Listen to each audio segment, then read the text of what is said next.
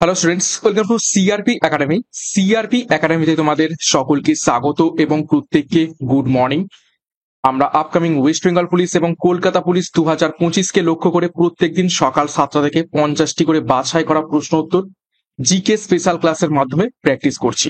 আজকে আমরা 36 নম্বর practice set করব এবং খাকি উর্দিত হলের সেরা লড়াই ও প্রস্তুতি আমরা সিআরপি একাডেমির তত্ত্বাবধানে নিচ্ছি। তো সিআরপি একাডেমিতে নতুন হয়ে থাকলে চ্যানেলকে সাবস্ক্রাইব করবে, পাশের বেল আইকনটা প্রেস করে রাখবে, সাথে টেলিগ্রামে যুক্ত হয়ে যাবে। এছাড়া সম্পূর্ণ 6 মাসের কারেন্ট অ্যাফেয়ার্স এর একটি ক্লাস করানো হয়েছে। জানুয়ারি থেকে জুন পর্যন্ত তোমরা 800টি বাছাই করা কারেন্ট অ্যাফেয়ার্স এর প্রশ্ন উত্তর পাবে। তার পিডিএফটা এই ক্লাসের ডিসক্রিপশন বক্সে বা এই কারেন্ট অ্যাফেয়ার্স এর যে ক্লাস করানো হয়েছে তার ডিসক্রিপশন বক্স থেকে পেয়ে যাবে। আপকামিং সমস্ত পরীক্ষার জন্য ইম্পর্টেন্ট। তো যাই হোক, আজকে ক্লাসের যে গুরুত্বপূর্ণ 50টি প্রশ্ন উত্তর রয়েছে সেগুলো এক এক করে দেখবো এবং আজকে ক্লাসের প্রশ্নগুলো খুবই দারুণ রাখা হয়েছে। তো দেখো, 1 নম্বর প্রশ্ন, সাতপুরা হলো কি ধরনের পর্বত? খুব তাড়াতাড়ি প্রশ্ন উত্তরগুলো করব এবং প্রত্যেকটা প্রশ্ন চলাকালীন তোমরা নিজেরাই সঠিক উত্তরগুলো করার চেষ্টা করবে এবং আমার উত্তরের সাথে মেলাতে থাকবে তোমাদের উত্তরগুলো মিলছে কি, প্র্যাকটিসটা হবে। তো সঠিক উত্তর হয়ে যাবে অপশন এ, সাতপুরা হলো একটি স্তূপ পর্বত। দেখো কিছু এক্সট্রা নোটস, হিমালয় হলো ভঙ্গিল পর্বত, নীলগিরি এবং রাজমহল হিলস এগুলো হলো আগ্নেয় পর্বতের উদাহরণ এবং আরাবল্লী যে পর্বতমালা রয়েছে সেটা হচ্ছে অবশিষ্ট পর্বতের উদাহরণ। নেক্সট 2 নম্বর প্রশ্ন, ভারতীয় চলচ্চিত্র জগতে কে ট্র্যাজিক রাজা নামে পরিচিত রয়েছেন?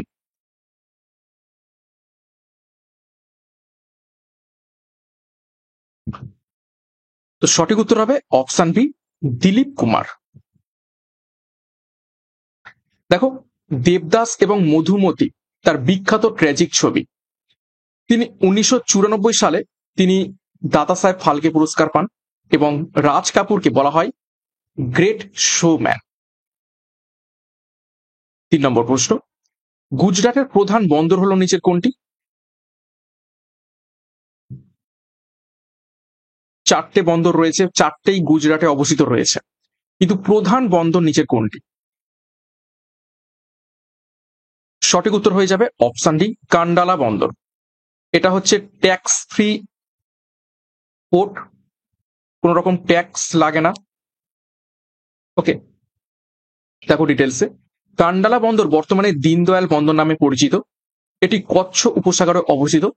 গুজরাটে মুন্দ্রা, পিভাভাও, ওখা ইত্যাদি গুরুত্বপূর্ণ বন্দর রয়েছে এবং ভারতের বৃহত্তম বেসরকারি বন্দর হলো এই হচ্ছে কি মুন্দ্রা বিমানবন্দর, সরি শুধু বন্দর, এবং এটা আদানি পরিচালিত।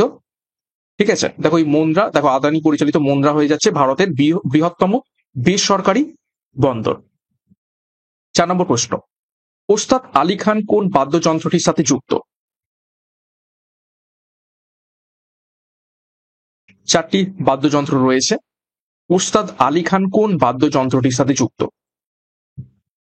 সঠিক উত্তর হবে অপশন সি, সেতার। দেখো, ওস্তাদ আলা উদ্দিন খান ছিলেন মাইহার ঘরানার প্রতিষ্ঠাতা। তার পুত্র আলী আকবর খান সরোদে বিখ্যাত। ওস্তাদ বিসমিল্লা খাঁ স্থানায়ের জন্য বিখ্যাত এবং পণ্ডিত হরিপ্রসাদ চৌরাসিয়া বাঁশির সাথে সম্পর্কিত। ওকে, তো আলাউদ্দিন খাঁ ছিলেন মাইহার ঘরানার প্রতিষ্ঠাতা, যিনি সেতারের সাথে সম্পর্কিত। তার পুত্র আলী আকবর খান সরোদের সাথে সম্পর্কিত, ওস্তাদ বিসমিল্লা খাঁ সানায়ের সাথে এবং হরিপ্রসাদ চৌরাসিয়া বাঁশির সাথে। নেক্সট গুরুত্বপূর্ণ ঘোষণা, কলকাতা পুলিশ এবং ওয়েস্ট বেঙ্গল পুলিশ পরীক্ষাকে লক্ষ্য করে প্র্যাকটিস ব্যাচ 2.0 লঞ্চ করা হয়েছে, যেখানে 80টি প্র্যাকটিস সেট 3500 প্রশ্ন উত্তর পাবে একদম পরীক্ষার সিলেবাস এক্সাম প্যাটার্ন অনুযায়ী। 10 বছরের প্রিভিয়াস ইয়ার্স এর প্রশ্নপত্র পাবে। এর সাথে আমাদের ফুল ব্যাচ কোর্স রয়েছে, অর্থভিত্তিক ব্যাচ, যেখানে প্রিলি এবং মেন্সের প্রস্তুতি একত্রে পাবে। প্রত্যেকটা বিষয় অর্থাৎ জেনারেল নলেজ, ইংরেজি, গণিত এবং রিজনিং এর প্রত্যেকটা অধ্যায় ধরে ধরে ডেসক্রিপটিভ প্যাটার্নের থিওরির মাধ্যমে video class, mock test, current affairs এর প্রশ্নপত্র তোমরা আপ টু ডেট পেয়ে যাবে। সেরা পরীক্ষার প্রস্তুতি এখান থেকে পাবে। তো সঠিক স্টাডি মেটেরিয়াল এবং গাইডেন্সের সাথে প্রস্তুতি নেওয়ার জন্য এখনই যোগাযোগ করো। 9647553612 নাম্বারে বিস্তারিত ডিসক্রিপশন বক্সে পেয়ে যাবে। এখনই যুক্ত হয়ে যাও। 5 নম্বর প্রশ্ন, ভারতের সর্বোচ্চ শৃঙ্গ নিচের কোনটি?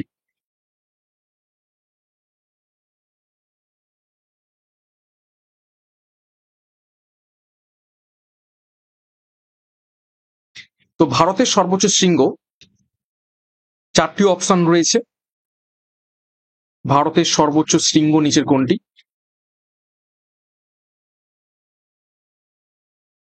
তো সঠিক উত্তর হয়ে যাবে এখান থেকে অপশন সি, K2। দেখো, K2 কে গডউইন অস্টিনও বলা হয় থাকে। আর যদি প্রশ্ন আসে ভারতের মধ্যে অবস্থিত সর্বোচ্চ শৃঙ্গ, K2 হচ্ছে, দেখো, পাক অকুপাইড কাশ্মীরের আন্ডারে রয়েছে। এটা হচ্ছে গিলগিট বালুচিস্তানের মধ্যে এখন পড়ছে, তো যে কারণে K2 কে একদম ভারতের মধ্যে ধরা হয় না।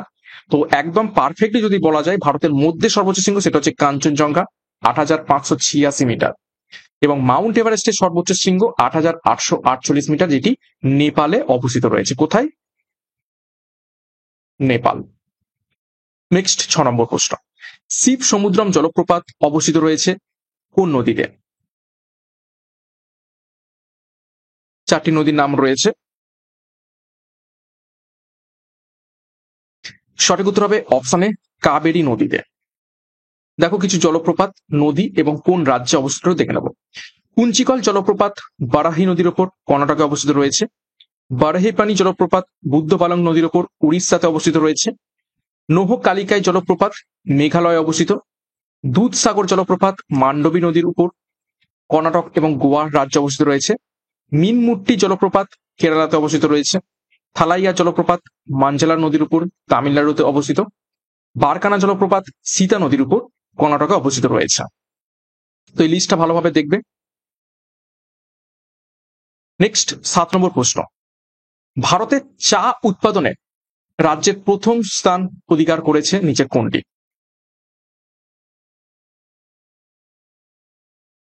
কোন রাজ্য চা উৎপাদনের প্রথম স্থান?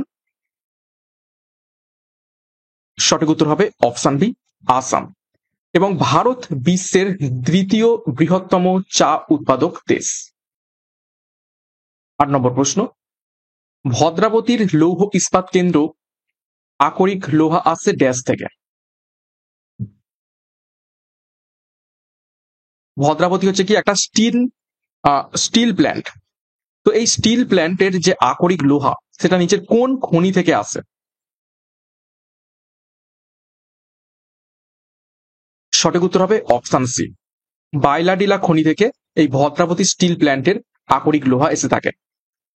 দেখো, বাইলাডিলা খনি কোথায় অবস্থিত? ছত্তিশগড় রাজ্যে অবস্থিত। পরীক্ষা এসে থাকে। এটি ভারতের অন্যতম বৃহৎ লৌহ আকরিক ক্ষেত্র। তাও দেখো, কেওনঝাড় এবং বোনাই এই দুটোই উড়িষ্যার বিখ্যাত লৌহ খনি। এবং ভদ্রাবতী যে স্টিল প্ল্যান্ট, সেটি অবস্থিত রয়েছে কোথায়? কর্ণাটকে। ৯ নম্বর প্রশ্ন, স্কারভি রোগ প্রতিহত হয় কোন ভিটামিন দ্বারা?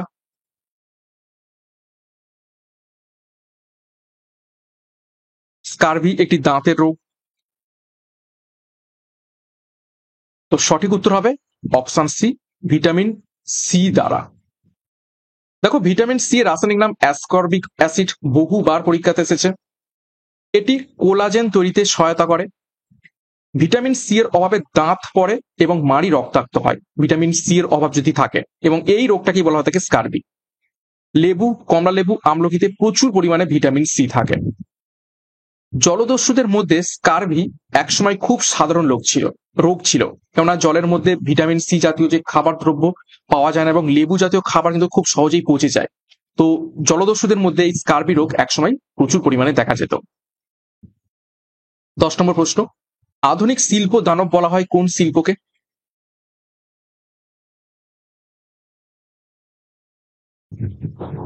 চারটি শিল্প রয়েছে। সঠিক উত্তর হবে অপশন সি, পেট্রো রাসায়নিক। এই শিল্পকে আধুনিক শিল্প দানব বলা হয় থাকে। দেখো, পেট্রো রসায়ন শিল্প পেট্রোলিয়াম থেকে তৈরি পণ্য তৈরি করে। প্লাস্টিক, সার, ডিটারজেন্ট এই শিল্প থেকে উৎপন্ন হয়। এটি পরিবেশ দূষণের জন্য কুখ্যাত। ভারতের পেট্রো রাসায়নিক হাব, সেটা হচ্ছে জামনগর এবং Baroda. Indian oil corporation, Reliance, HPCL এগুলো হচ্ছে প্রধান কোম্পানি। ১১ নম্বর প্রশ্ন, বৃক্ষের গঠনগত এবং কার্যগত একক হলো নিচের কোনটি? একদম ইজি প্রশ্ন, বহুবার পরীক্ষাতে এসেছে। সঠিক উত্তর অপশন বি, নেফ্রন।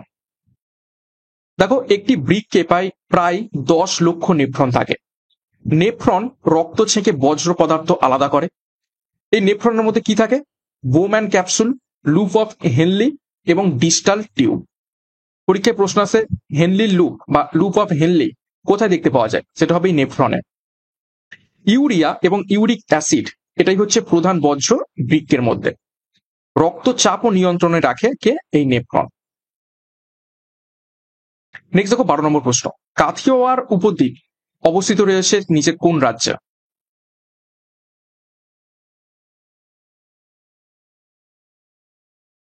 সঠিক উত্তর হবে অপশন ডি, গুজরাটে অবস্থিত রয়েছে। দেখো গির অরণ্য এখানেই অবস্থিত। একমাত্র এশিয়াটিক সিংহ এখানেই পাওয়া যায়। কোথায়? এই গির অরণ্যে। সোমনাথ মন্দির এইখানেই অবস্থিত রয়েছে কাথিয়াওয়াড় উপদ্বীপে। এটি আরব সাগর দ্বারা ঘেরা। জয়পুর এবং জুনাগড় উল্লেখযোগ্য শহর এই কাথিয়াওয়াড় উপদ্বীপের। 13 নম্বর প্রশ্ন, কোষ চক্রের কোন দশায় ডিএনএ দ্বিত্বকরণ ঘটে? ভিভিআই করবে, বায়োলজির উপর থেকে গুরুত্বপূর্ণ প্রশ্ন। কোষ চক্রের কোন দশায় ডিএনএ দ্বিত্বকরণ ঘটে?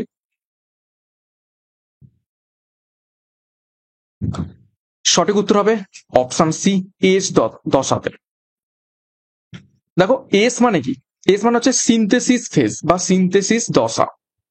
এই ধাপে ডিএনএ অনুলিপি হয়, অর্থাৎ দ্বিত্বকরণ, অর্থাৎ একটা ডিএনএ আছে, সেই ডিএনএ একদম হুবহু ডুপ্লিকেট আর একটা হবে। দেখো মায়োসিস অথবা মাইটোসিস এর পূর্ব প্রস্তুতি হয়, অর্থাৎ এই যে এস যে ফেজ বা সিনথেসিস ফেজ, এটা ঠিক মায়োসিস এবং মাইটোসিসের ঠিক আগের একটা প্রস্তুতি। দেখো কোষ চক্র কোন কোন ধাপে হয়? প্রথমে হয় G1 ফেজ, তারপরে এস ফেজ, তারপরে G2 ফেজ এবং সর্বশেষে এম ফেজ। ক্যান্সার কোষে এই প্রক্রিয়াটা খুব দ্রুত হয়। 14 নম্বর প্রশ্ন, এশিয়াটিক সোসাইটি কে প্রতিষ্ঠা করেন?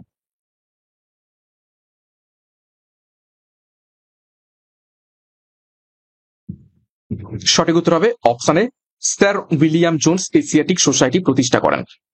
দেখো প্রতিষ্ঠিত হয় 1784 সালে। পরীক্ষায় প্রশ্ন এসে থাকে কোন বছর? এটি কলকাতায় অবস্থিত রয়েছে। কোথায়? পার্ক স্ট্রিটে। ভারতীয় ইতিহাস ও সাহিত্য গবেষণার সূচনা করে এই প্রতিষ্ঠানটি। উইলিয়াম জোন্স ছিলেন একজন বিচারক এবং ভাষাতত্ত্ববিদ। এখানে বহু প্রাচীন পাণ্ডুলিপি সংরক্ষিত রয়েছে। 15 নম্বর প্রশ্ন, টেস্ট ক্রিকেটে রাহুল দ্রাবিড় 10,000 রান সম্পূর্ণ করার সময় সঙ্গী কে ছিলেন? টেস্ট খেলায় বা ক্রিকেট খেলায় দুজন করে ব্যাটসম্যান থাকে, তো 10,000 রান যখন সম্পূর্ণ করেছিলেন রাহুল দ্রাবিড়, তার সাথে আর কে খেলছিলেন? তো সঠিক উত্তর হবে অপশন ডি, সৌরভ গাঙ্গুলি খেলছিলেন। দেখো নোটস, রাহুল দ্রাবিড় 2005 সালে এই রেকর্ড করেন। তিনি ভারতের দ্য ওয়াল নামে পরিচিত।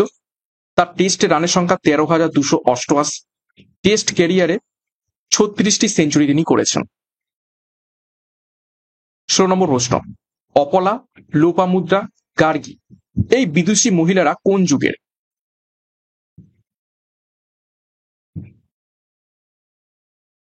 সঠিক উত্তর হবে অপশনে বৈদিক যুগের মহীয়সী মহিলা বা নারী এই অপলা, লোপামুদ্রা এবং গার্গী। দেখো এরা ঋগ্বেদের ঋষিগণ, মহিলা ঋষিগণ। বৈদিক যুগে নারীদের উচ্চ সামাজিক মর্যাদা ছিল। গার্গী জনক রাজার সবাই অংশ নিতেন। জনককে? সীতার পিতা রাজা জনক। লোপামুদ্রা ছিলেন ঋষি অগস্ত্যের স্ত্রী এবং বৈদিক সাহিত্যে নারী শিক্ষার প্রমাণ মেলে। বিভিন্ন বৈদিক সাহিত্যের যে সমস্ত মন্ত্র অনেক মহিলারা লিখেছেন। 17 নম্বর প্রশ্ন, তিব্বতীরা যে দিনটি অভ্যুত্থান দিবস বলে মানে সেটি নিচের কোনটি? নিচের কোন তারিখে তিব্বত বা তিব্বতীদের অভ্যুত্থান হয়, তারা প্রতিবাদ করে চীনের বিরুদ্ধে? সঠিক উত্তর হবে অপশনে 10ই মার্চ। দেখো 1959 সালের 10ই মার্চ চীনা শাসনের বিরুদ্ধে অভ্যুত্থান ঘটে। দলাই লামা তখন ভারতে পালিয়ে আসেন। ভারতের ধর্মশালায় তিব্বতী সরকার তিব্বতী সরকার ইন এক্সাইল অবস্থিত রয়েছে। দলাই লামা এইখানেই তারপর থেকে থাকতেন। এই দিন বিশ্বজুড়ে তিব্বতীরা প্রতিবাদ করেন এবং তিব্বত এখনো চীনের অধীনেই রয়েছে তারপর থেকে। 18 নম্বর প্রশ্ন, কোন বাংলা ব্যান্ড তাদের সঙ্গীতকে শহুরে লোকগীতি বলে?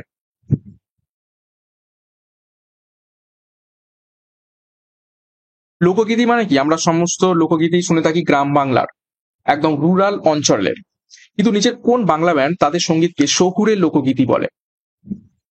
সঠিক উত্তর হবে অপশন বি, বিখ্যাত বাংলা ব্যান্ড ভূমি। দেখো, ভূমির প্রতিষ্ঠাতা এটা হচ্ছে সুরজিৎ হবে, সুরজিৎ ব্যানার্জি। জনপ্রিয় গান বারান্দায় রোদ্দুর, বৈঠকখানা। লোকগানের সুরে আধুনিক কথার মিশেল, ফোক ও ফিউশন ধারায় গানগুলো গাওয়া হয়ে থাকে। 19 নম্বর প্রশ্ন, কোন গুপ্ত সম্রাট পশ্চিম ভারতে শক শাসনের অবসান ঘটান? খুব ইম্পর্টেন্ট প্রশ্ন, বেশ কয়েকবার পরীক্ষাতে এসেছে।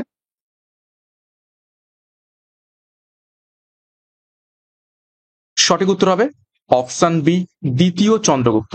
এবং শক শাসনের অবসান ঘটেছিলেন বলেন তার উপাধি একটা রয়েছে, সেটা হচ্ছে কি শকারি। এছাড়াও আর একটা উপাধি রয়েছে, সেটা হচ্ছে বিক্রমাদিত্য।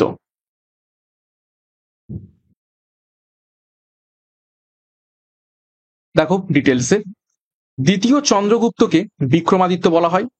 তিনি পশ্চিমে শকদের পরাজিত করেন। শক রাজা রুদ্রসেন তিন বা তৃতীয় রুদ্রসেনকে পরাস্ত করেছিলেন। উজ্জয়িনী তার রাজধানী ছিল। সংস্কৃত নাট্য এবং সাহিত্য বিকাশে পৃষ্ঠপোষকতা তিনি দেন। 20 নম্বর প্রশ্ন, নিচের কোন মৌলের আইসোটোপ নেই? দেখো, 4টি মৌল রয়েছে, সোডিয়াম, ইউরেনিয়াম, কার্বন এবং ক্লোরিন। 4টের মধ্যে 3টে মৌলের আইসোটোপ রয়েছে, একটা মৌলের কোনো আইসোটোপ নেই। তো সেটা নিচের কোনটি? সঠিক উত্তর হবে অপশনে সোডিয়ামের কোন রকম আইসোটোপ নেই। দেখো, সোডিয়ামের একটি মাত্র প্রাকৃতিক আইসোটোপ রয়েছে, সেটা হচ্ছে N23। এছাড়া আর কোনো আইসোটোপ নেই।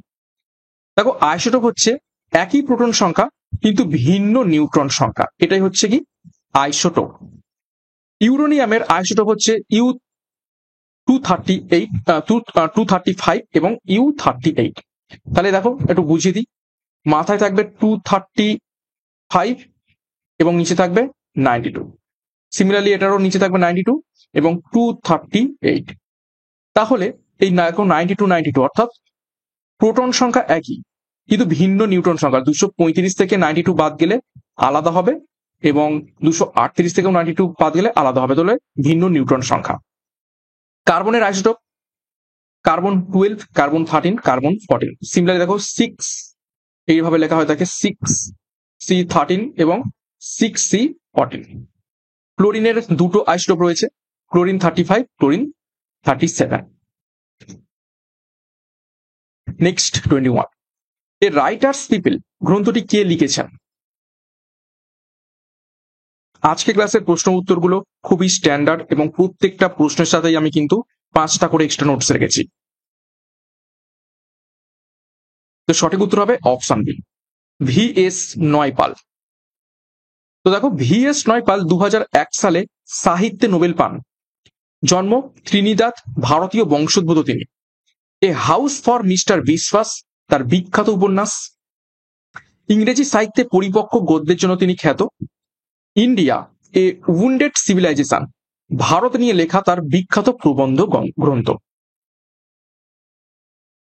22, যান্ত্রিক সুবিধা সবসময় একের কম হয় যে যন্ত্রটিতে, সেটি হলো নিচের কোনটি?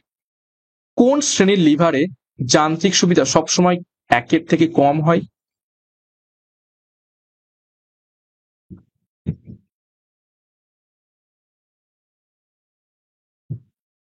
সঠিক উত্তর হবে অপশন সি, তৃতীয় শ্রেণীর লিভারে।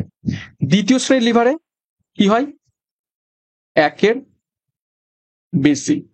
আর প্রথম শ্রেণীর লিভারে একের বেশি হতে পারে, কম হতে পারে, আবার সমানও হতে পারে। দেখো, তৃতীয় শ্রেণীর লিভারে বল প্রয়োগ বিন্দু সর্বদা মাঝখানে থাকে। উদাহরণ টেনিস ব্যাট এবং ফোরসেক। এতে গতি বেশি এবং বল কম থাকে। আচ্ছা, যান্ত্রিক সুবিধা কিভাবে নির্ণয় করা থাকে? লোড বাই প্রয়োগ বল। ঠিক আছে, লোড ভাগ প্রয়োগ বল, এই ফর্মুলাতে আমরা যান্ত্রিক সুবিধা বা মেকানিক্যাল অ্যাডভান্টেজ এটা আমরা ক্যালকুলেট করে থাকি। 23, গীত গোবিন্দ রচয়িতা জয়দেব ছিলেন বাংলার কোন রাজার সভাকবি? পরীক্ষায় এখান থেকেই প্রশ্ন আসবে কি গীত গোবিন্দ কে রচনা করেছেন, তখন সঠিক উত্তর হয়ে যাবে জয়দেব। তো জয়দেব কোন রাজার বা কোন বাংলার কোন রাজার সভাকবি ছিলেন? পরীক্ষায় প্রশ্ন আসে। তো সঠিক উত্তর হবে অপশন ডি, লক্ষণ সেন। দেখো, গীত গোবিন্দ রাধাকৃষ্ণের প্রেম কাব্য, সংস্কৃত ভাষায় রচিত, এবং লক্ষণ সেন সেন বংশের রাজা এবং শেষ রাজা, বলতে গেলে শেষ রাজা।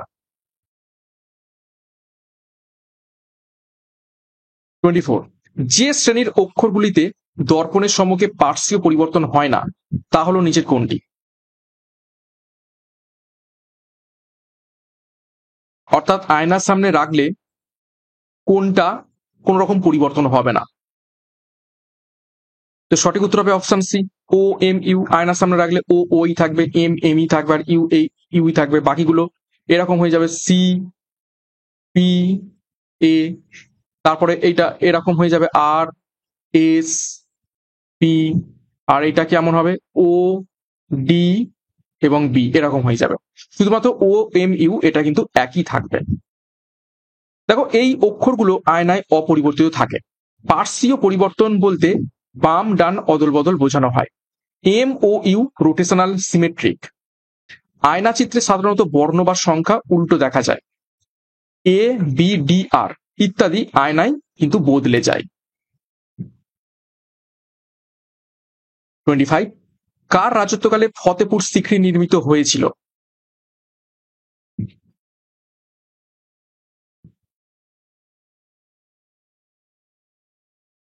তো সঠিক উত্তর হবে অপশানে আকবরের রাজত্বকালে।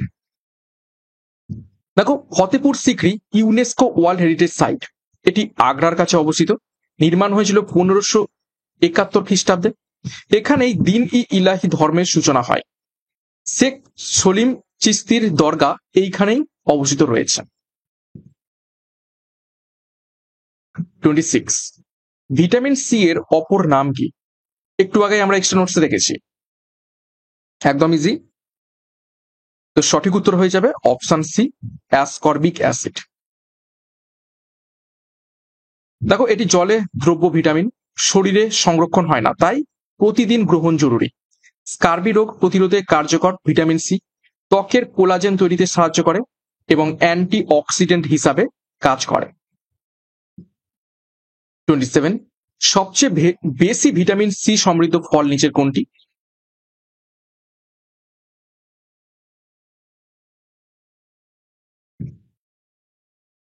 তো সঠিক উত্তর হবে অপশন ডি, আমলকি।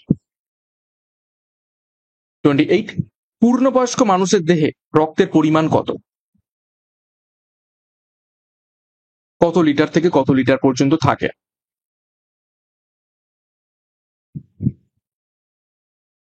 সঠিক উত্তর হবে অপশন সি, 4.5 থেকে 5 লিটার। দেখো, গড়ে একজন প্রাপ্তবয়স্ক পুরুষের দেহে 5 লিটার রক্ত থাকে, নারীদের ক্ষেত্রে এটা 4.5 লিটার। রক্তে পিএইচ 7.35 থেকে 7.45, অর্থাৎ 7-এর একটু বেশি। রক্তে 45% কোষীয় উপাদান থাকে এবং 55% প্লাজমা থাকে। রক্ত পরিবহনে সাহায্য করে অক্সিজেন এবং পুষ্টি।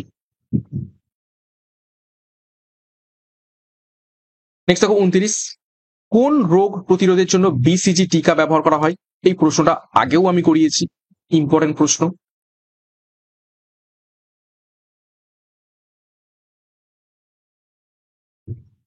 তো সঠিক উত্তর হবে যক্ষা, বেশ কয়েকবার পরীক্ষাতে এসেছে। দেখো, বিসিজির ফুল ফর্ম সেটা হচ্ছে ব্যাসিলাস ক্যালামেটিক গুয়েরিন। শিশুর জন্মের পরেই এই টিকাটা দেওয়া হয়ে থাকে। যক্ষা বা টিউবারকুলোসিস প্রতিরোধে ব্যবহৃত হয় এই টিকা। ফুসফুস ছাড়াও যক্ষা শরীরের অন্যান্য অংশে হতে পারে।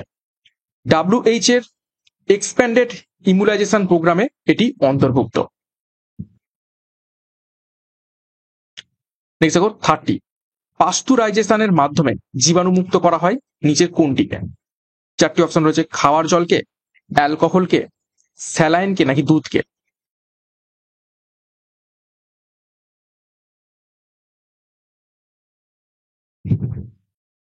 তো সঠিক উত্তর হবে অপশন ডি, দুধকে। দেখো এই পাস্তুরাইজেশনের উদ্ভাবককে লুই পাস্তুর, তার নাম থেকে হয়েছে কি পাস্তুরাইজেশন। 31, নিচের কোনটি ব্যাকটেরিয়া জনিত রোগ নয়? অর্থাৎ চারটে রোগ রয়েছে, আমাশয়, কলেরা, পোলিও এবং যক্ষ্মা। তো বলেছে ব্যাকটেরিয়া জনিত রোগ নয়, অর্থাৎ ভাইরাস জনিত রোগ। তো কোনটা ভাইরাস জনিত রোগ? সঠিক উত্তর হবে অপশন সি, পোলিও। পোলিও হচ্ছে কি ভাইরাস জনিত রোগ। বাকি যে তিনটে অপশন রয়েছে আমাশয়, কলেরা এবং যক্ষ্মা, এগুলো ব্যাকটেরিয়া জনিত রোগ। তো পোলিও ব্যাকটেরিয়া জনিত রোগ নয়, এটা একটা ভাইরাস জনিত রোগ। দেখো পোলিও একটি ভাইরাস জনিত রোগ, যার ভাইরাস হচ্ছে পোলিও ভাইরাস। এটি স্নায়ুতন্ত্রকে আক্রান্ত করে পক্ষাঘাত ঘটায়। WHO এর উদ্যোগে ভারত পোলিও মুক্ত হয়েছে 2014 সালে। দেখো কলেরার যে ব্যাকটেরিয়া সেটা হচ্ছে ভিব্রিও কলেরিয়া। যক্ষ্মার যে ব্যাকটেরিয়া সেটা হচ্ছে মাইকোব্যাকটেরিয়াম টিউবারকুলোসিস, এবং আমাশয়ের যে ব্যাকটেরিয়া সেটা হচ্ছে সিগেলা। এগুলো হচ্ছে সবই ব্যাকটেরিয়া দ্বারা সৃষ্ট। 32, ফিতাকৃমি কোন ধরনের প্রাণী? চারটি অপশন, মৃতজীবী, আংশিক পরজীবী, বহিঃপরজীবী নাকি অন্তঃপরজীবী?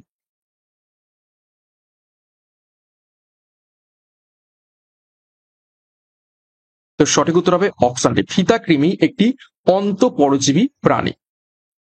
দেখো ফিতাকৃমি অন্তঃপরজীবী, মানুষের অন্ত্রে বাস করে। এটি হোস্টের খাবার শোষণ করে, অর্থাৎ আমাদের পেটে যদি বা অন্ত্রে বাস করে ফিতাকৃমি, তাহলে আমরা যে খাবার খাবো তার পুষ্টি কিন্তু এই ফিতাকৃমি শোষণ করে নেবে। ত্বকের মাধ্যমে দেহে প্রবেশ করে। এটি প্ল্যাটিহেলমিনথিস পর্বভুক্ত, এবং এর ফলে কি রোগ হয়ে থাকে সেটা হচ্ছে টেনিয়াসিস। 33, গোদ রোগের জন্য দায়ী কোন জীবাণু?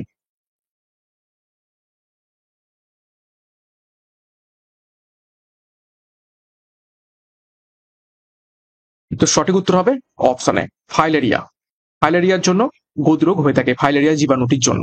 দেখো ডিটেলসে, গোদ রোগের যে মূল এজেন্ট সেটা হচ্ছে কি, দেখো উচেরিয়া ব্যানক্রোফটি ফাইলেরিয়া ওয়াম।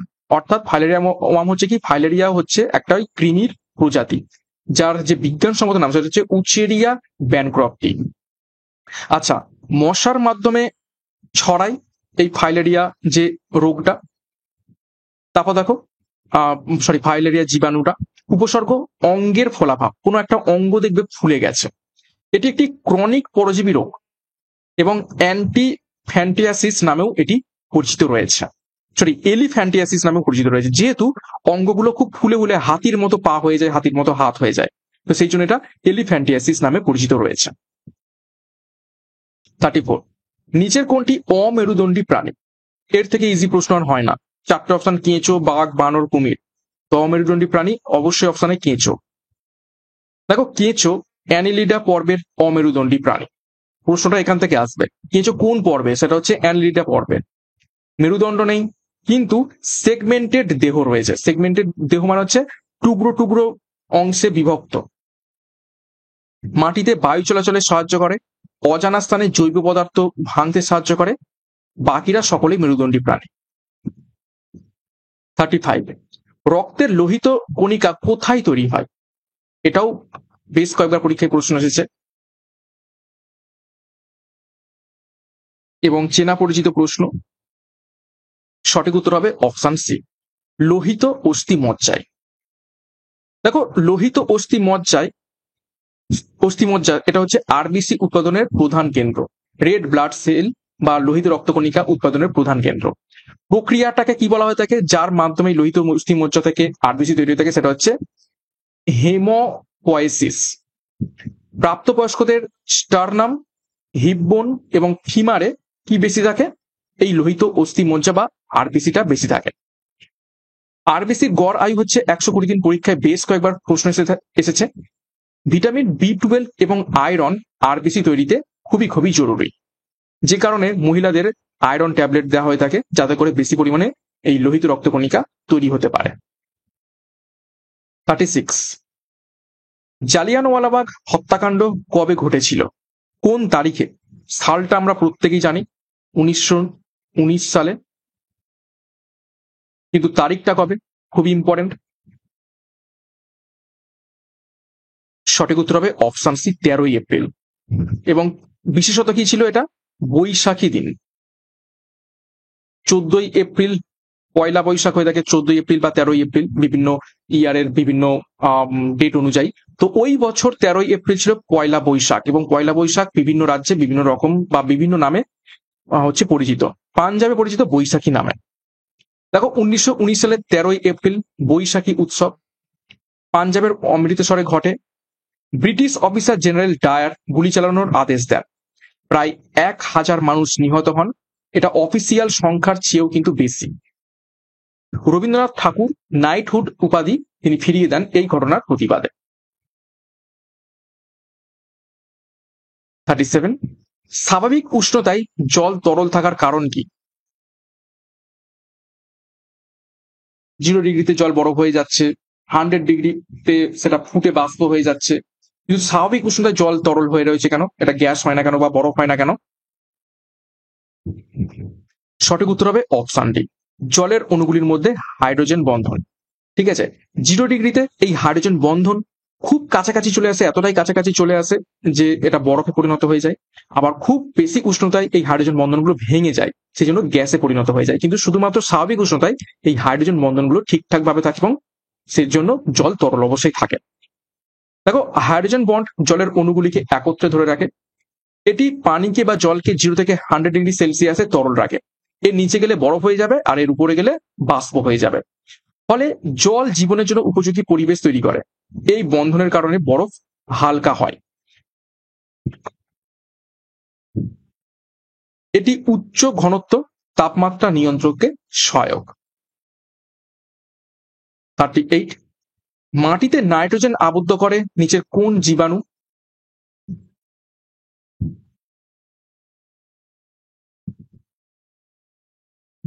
সঠিক উত্তর হবে অপশন বি, অ্যাজোব্যাক্টর।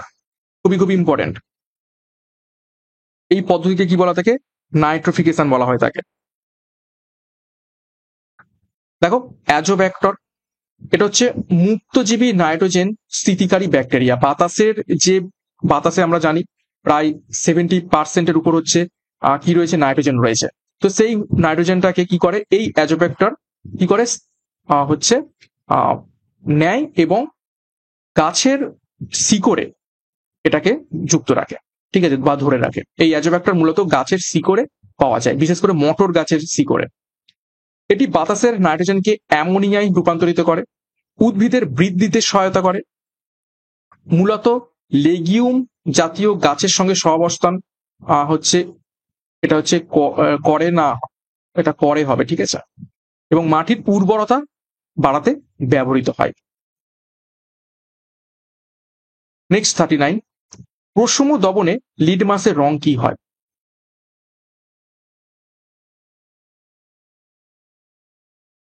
প্রশম দবন দ্রবণ বলতে যার pH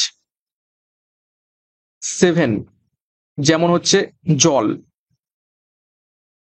তো সঠিক উত্তর হবে অপশন সি, বেগুনি হয়ে থাকে। তো দেখো প্রশম বা নিরপেক্ষ দ্রবণে লিটমাস বেগুনি হয়, কিন্তু অম্ল অর্থাৎ অ্যাসিডে হয়ে যাবে লাল, আর ক্ষার অর্থাৎ বেসে হয়ে যাবে নীল। pH 7 হলে দ্রবণ প্রশম ধরা হয়ে থাকে, এবং লিটমাস লাইচেন থেকে প্রস্তুতকারক এক প্রাকৃতিক সূচক। ঠিক আছে, লাইচেন থেকে তৈরি করা হয় কি? এই লিটমাস, যেটা হচ্ছে একটা প্রাকৃতিক সূচক, অম্লে লাল, ক্ষারকে নীল। 40, একটি গৌণ অভিযোজিত প্রাণী হলো নিচের কোনটি? দেখো তিমি রয়েছে, কুমির রয়েছে, নাকি উপরেই দুটো প্রাণী, নাকি কোনোটি নয়? তো সঠিক উত্তর হবে অপশন সি, উপরে দুটি হচ্ছে গৌণ অভিযোজিত প্রাণী। তো দেখো ডিটেলসে, গৌণ অভিযোজন কি? মূল পরিবেশের পরিবর্তিত অভিযোজন, যেমন তিমি স্তন্যপায়ী হলেও সামুদ্রিক পরিবেশে অভিযোজিত হয়েছে। আর কুমির সরীসৃপ হলেও জলের স্থলে সমানভাবে এরা চলতে পারে। ওকে, তো উভয় জলজ পরিবেশে বিশেষভাবে অভিযোজিত। স্তন্যপায়ী হয়েও সে সমুদ্রে থাকছে, আবার সরীসৃপ হয়েও সে কি জলেও থাকছে আবার স্থলেও থাকছে। উভয়েরই ফুসফুসে শ্বাস, মানে ফুসফুসের মাধ্যমে শ্বাসকার্য চালায়। কেননা আমরা জানি কি, যারা জলে থাকে তাদের ফুলকা থাকে, ফুসফুস থাকে না, কিন্তু উভয়ের ফুসফুস রয়েছে, কিন্তু দীর্ঘক্ষণ কি থাকে, জলে থাকতে পারে। এইটাই হচ্ছে গৌণ অভিযোজন। 41, মিরাট ষড়যন্ত্র মামলায় কতজনকে অভিযুক্ত করা হয়েছিল?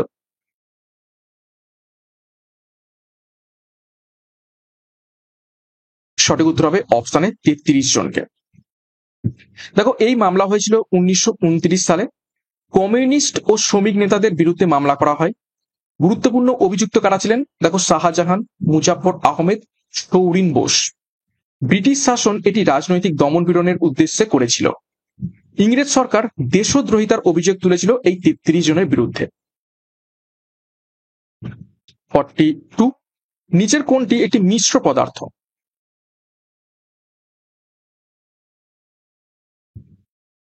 তো সঠিক উত্তর হবে অপশন সি, পেট্রোলিয়াম। পেট্রোলিয়াম একটি মিশ্র পদার্থ। দেখো, পেট্রোলিয়াম বহু ধরনের হাইড্রোকার্বনের মিশ্রণ। এটি একটি জটিল তরলের মিশ্রণ। পরিশোধনের মাধ্যমে নানা ফ্র্যাকশন, যেমন পেট্রোল, ডিজেল, কেরোসিন তৈরি হয়ে থাকে। অর্থাৎ পেট্রোলিয়ামের মধ্যে অনেক কিছু মিশিয়ে থাকে এবং সেখানে হচ্ছে ফ্র্যাকশনের মাধ্যমে কখনো পেট্রোল, কখনো ডিজেল, কখনো কেরোসিন তৈরি হয়। ঠিক আছে, এটা হচ্ছে বিশুদ্ধ কিন্তু পদার্থ নয়। জল হচ্ছে যৌগিক পদার্থ এবং বেনজিন একক পদার্থ। 43, পেন্সিলের শীষ তৈরি হয় নিচের কোনটি থেকে?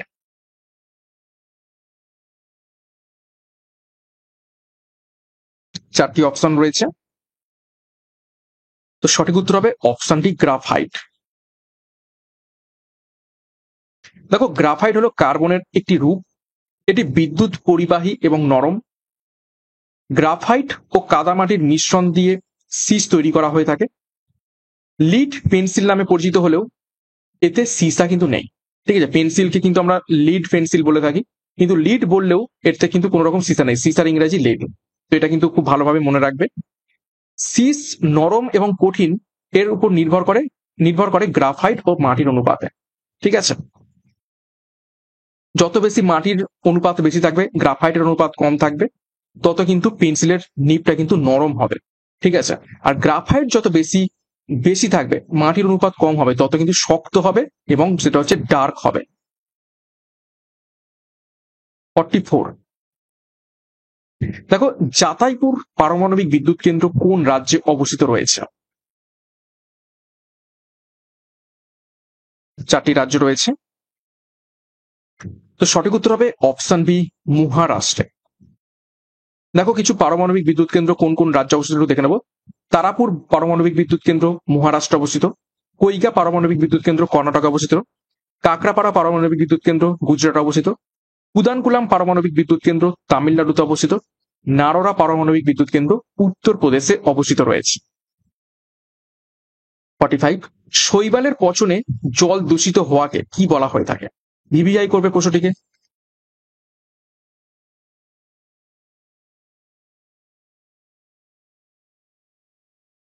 তো সঠিক উত্তর হবে অপশন বি, অ্যালগাল ব্লুম বলা হয়ে থাকে। দেখো, অতিরিক্ত নাইট্রোজেন এবং ফসফরাসে শৈবাল বেড়ে যায় জলাশয়ের মধ্যে। শৈবাল অক্সিজেন ব্যবহার করে জলের প্রাণ মারে। ঠিক আছে, শৈবাল অতিরিক্ত অক্সিজেনকে নিয়ে নিচ্ছে, ফলে জলের মধ্যে যে অক্সিজেন থাকার কথা সেটা থাকছে না, ফলে জলজ প্রাণীরা মারা যাচ্ছে। জল দূষণ এবং ইকোসিস্টেম ব্যাহত হয়, যার ফলে এটি ইউট্রোফিকেশন সৃষ্টি করে থাকে। ইউট্রোফিকেশনের ফলে কি হয়, জলে বিওডি কমে যায়, অর্থাৎ বায়োলজিক্যাল অক্সিজেন ডিম্যান্ড। জলে যে পরিমাণ অক্সিজেন থাকার কথা সেই পরিমাণ অক্সিজেন থাকে না। মূলত কৃষিক্ষেত্রে রাসায়নিক সার ব্যবহার হয়ে থাকে বলে এই অ্যালগাল ব্লুম বা ইউট্রিফিকেশন সৃষ্টি হয়। 46, নিচের কোন ধাতুর আকরিক অ্যাজুরাইট?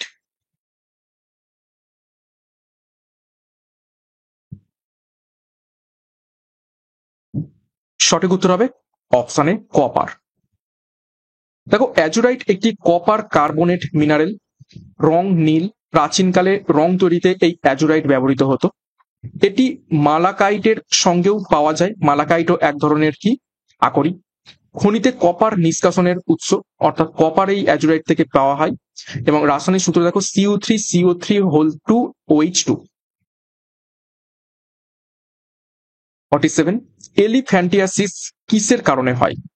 একটু আগেই দেখেছি এলিফ্যান্টিয়াসিস হয়ে থাকে মশা দ্বারা একটি জীবাণুর ফলে, সেটা হচ্ছে কি ফাইলেরিয়া। ফাইলেরিয়া জীবাণুর জন্য এলিফ্যান্টিয়াসিস হয়। হাত পা ফুলে যায়, গোদ রোগ সৃষ্টি হয়ে থাকে। কিন্তু আমরা দেখলাম মশা এই রোগটাকে ছড়ায়, কিন্তু কোন মশা?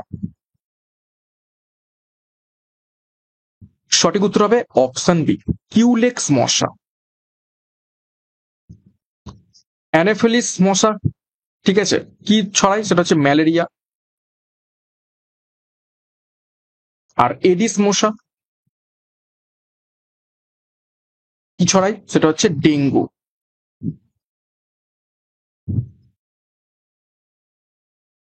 ওকে, তাহলে কিউলেক্স মশা কি ছড়ায়? ফাইলেরিয়া। ফাইলেরিয়া, অ্যানোফিলিস মশা ম্যালেরিয়া এবং এডিস মশা ডেঙ্গু। দেখো কিউলেক্স মশা ফাইলেরিয়া পরজীবী বহন করে। এর ফলে শিরায় বাধা সৃষ্টি হয়, পা, অন্ডকোষ, স্তন ফুলে ওঠে। রোগ হচ্ছে ফাইলেরিয়াসিস। এলিফ্যান্টাইসিস মানে হাতির পা সদৃশ ফুলে যাওয়া। 48 উত্তল লেন্স কিসের প্রতিকারে ব্যবহৃত হয়ে থাকে?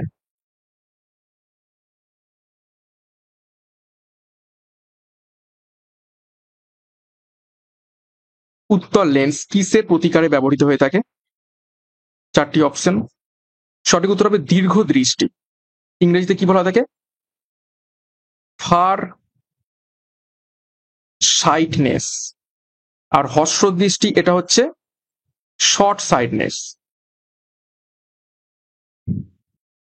শর্ট সাইটনেস কিসের মাধ্যমে এটা হয়? এটা হচ্ছে অবতল লেন্স।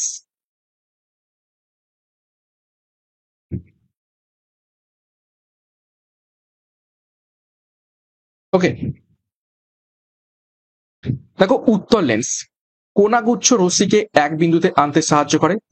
দীর্ঘ দৃষ্টিতে আরো কিছু মানে কাছে কিছু দেখা যায় না। দীর্ঘ দৃষ্টি যাদের থাকে তারা হচ্ছে কাছে কিছু দেখতে পায় না, তো সেই জন্য কাছে যাতে ভালো করে দেখতে পায় সেই জন্য উত্তল লেন্স ব্যবহৃত হয়। আর হস্র দৃষ্টির জন্য অবতল লেন্স লাগে। ঠিক আছে, হস্র দৃষ্টি যাদের তারা হচ্ছে দূরের জিনিস দেখতে পায় না। উত্তল লেন্সের ফোকাস ছোট, চশমা এবং অপটিক্যাল যন্ত্রে ব্যবহৃত হয়ে থাকে। 49 নিচের কোনটি ভাইরাস জনিত রোগ নয়, অর্থাৎ ব্যাকটেরিয়া জনিত রোগ কোনটা? সঠিক উত্তর হবে অপশানে কলেরা। দেখো কলেরার ব্যাকটেরিয়া জনিত রোগ, তার হচ্ছে নাম ভিব্রিও কলেরিয়া, তারা সংক্রামিত। চিকেন পক্স এটা হচ্ছে ভাইরাস, এটা হচ্ছে কি ভ্যারিসেলা জস্টার ভাইরাস। হেপাটাইটিস এটা হচ্ছে ভাইরাস জনিত রোগ, হেপাটাইটিস ভাইরাস। এবং 3 প্রকার হচ্ছে A B C ইত্যাদি। এবং মিজলিস এটা হচ্ছে একটা ভাইরাস, এটা হচ্ছে মিজলিস ভাইরাস। 50 নম্বর প্রশ্ন এবং আজ ক্লাসের শেষ প্রশ্ন, মানব দেহের কোন গ্রন্থিকে অ্যাডামস অ্যাপেল বলা হয়ে থাকে? 4টি গ্রন্থি রয়েছে দেখো, অ্যাড্রিনাল, পিটুইটারি, থাইরয়েড এবং থাইমাস।